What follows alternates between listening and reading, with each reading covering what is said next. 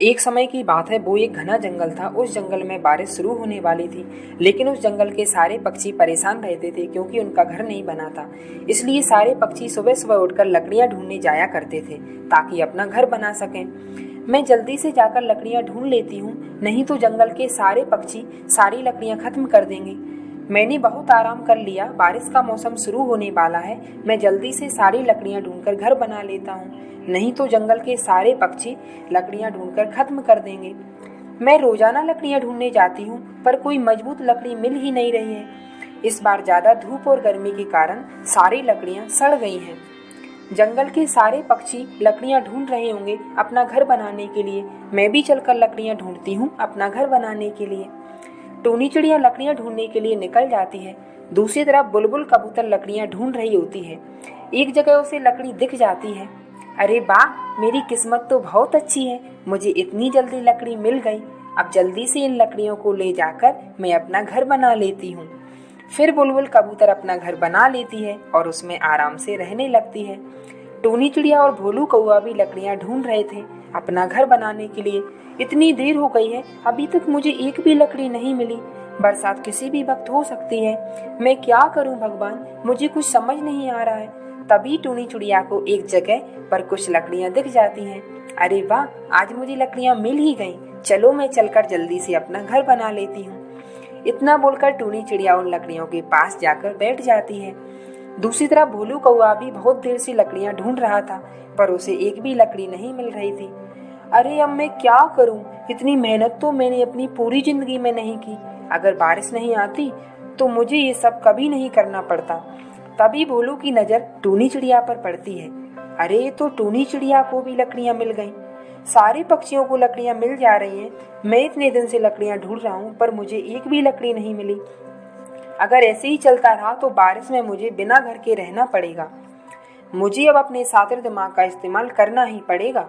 तभी भोलू कौआ एक शातिर योजना बनाता है। हाँ, मैं ऐसा करता हूँ, टूनी चिड़िया से जाकर लकड़ियाँ छीन लेता हूँ।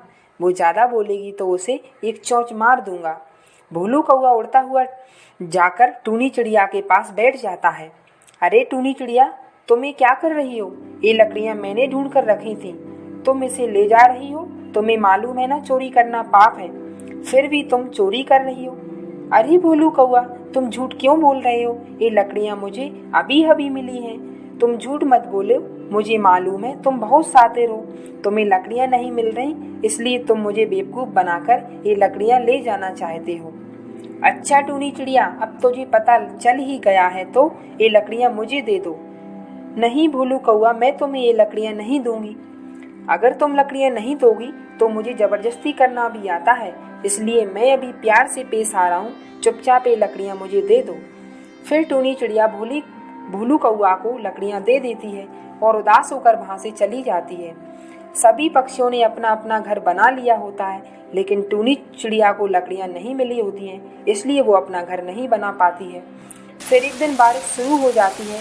सभी पक्षी आराम से अपने अपने घर में रह रहे होते हैं, लेकिन टूनी चिड़िया का घर नहीं बना होता है, इसलिए वो बारिश में भीग रही होती है। अरे अब मैं क्या करूं? अब तो बारिश शुरू हो गई है। अगर इसी तरह बारिश होती रही तो मेरे बच्चे बारिश में भीगकर बीमार हो जाएंगे। मुझे अब कुछ ना कुछ तो सोचना ही पड़ेगा। तभी टूनी चिड़िया की नज़र एक पेड़ पर पड़ती है और वो अपने बच्चों को वहाँ रख देती है। उसमें सिर्फ इतनी जगह थी जिसमें उसके बच्चे आ सकते थे और वो बाहर बैठकर भीगती रहती है। सुबह बारिश रुक जाती है, लेकिन टूनी चिड़िया की तबीयत बहुत खराब हो जाती है। वो उड़ते उड़ते चील बैद के पास जाती है। टूनी चिड़िया, तुम तो बहुत ही ज्यादा बीमार लग रही हो। हाँ, चील बैद में बहुत ही ज्यादा बीमार हूँ, मेरा इलाज कर दीजिए। टूनी चिड़िया, मुझे तो लगता है तुम बारिश में बहुत ज्यादा भीग गई हो, इसलिए तुम्हारी तबीयत खराब हो गई है। क्या तुमने इस बार अपना घर नहीं बनाया था? नहीं चील बैद, इस बार मैंने अपना घर नहीं बनाया। इस बार मुझे लकड़ियां नहीं मिली, मैंने बहुत ढूंढी। एक बार लकड़ियां मिली थी तो उस भोलू कौए ने मुझे डरा धमका कर लकड़ियां मुझसे छीन ली। तुम एक काम करो टूनी चिड़िया, मेरे पास एक जादुई छड़ी है। उस जादुई छड़ी के स्पर्श से कोई भी फल बड़ा हो जाता है। जब फल बड़ा हो जाए तो तुम अंदर से उसको खोखला करके उसमें अपना घर बना लेना और आराम से रह लेना। टूनी चिड़िया जादुई छड़ी लेकर चली जाती है।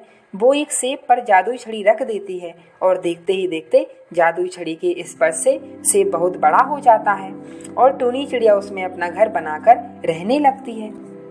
फिर अगले दिन बहुत तेज बारिश शुरू हो जाती है और हवा भी बहुत तेज चलने लगती है। हवा के कारण सारे पक्षियों का घर उड़ जाता है, लेकिन टूनी चिड़िया आराम से अपने घर में रह रही होती है। सभी पक्षी उड़कर टूनी चिड़िया के पास आ जाते हैं और कहते हैं, अरे टूनी चिड़िया, तुमने इतना बड़ा सेब का घर कैसे बनाया? हमारा घर तो हवा के कारण उड़ गया। अब हम बारिश में भीग रहे हैं, हमें भी बताओ हम क्या करें?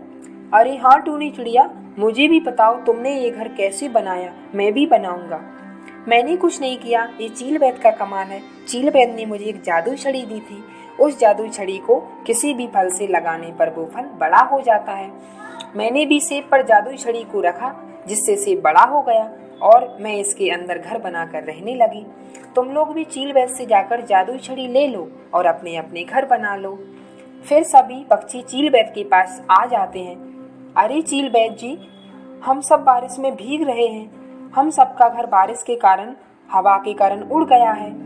आपने जो टूनी चिड़िया को जादुई छड़ी दी थी, हमें भी दीजिए ताकि हम भी अपना घर बना सकें और रह सकें और बारिश से बच सकें। ठीक है, मैं तुमको वो जादुई छड़ी दे देता हूँ, लेकिन मैं भोलू कौवे को वो जादुई छड़ी नहीं दूंगा। ये बहुत ही ज़्यादा बुरा है, क्योंकि टूनी चिड़िया को जब लकड़ियाँ मिल गई थी तो इस भोलू कौवे ने उससे ये लकड़ियाँ छीन ली और अपना घर बना लिया। टूनी चिड़िया पूरे एक दिन बारिश में भीगी थी, अब ये भीगेगा तब पता लगेगा इसको। तुम लोग जादुई छड़ी ले जाओ। तब वो सब जादुई छड़ी लेकर चले जाते हैं और अपना घर बना लेते हैं और आराम से रहने लगते हैं। और भोलू कौवा एक पेड़ पर बैठकर भीग रहा था। तब भोलू कौवे को समझ आ जाती है कि गलत काम का गलत नतीजा होता है। उसने टूनी चिड़िया के साथ बहुत ही गलत किया था, इसलिए आज उसके साथ ऐसा हो रहा है। इस कहानी से हमें ये सीख मिलती है कि हमें किसी के साथ कभी बुरा नहीं करना चाहिए। हमें हमेशा सबका अच्छा ही करना चाहिए।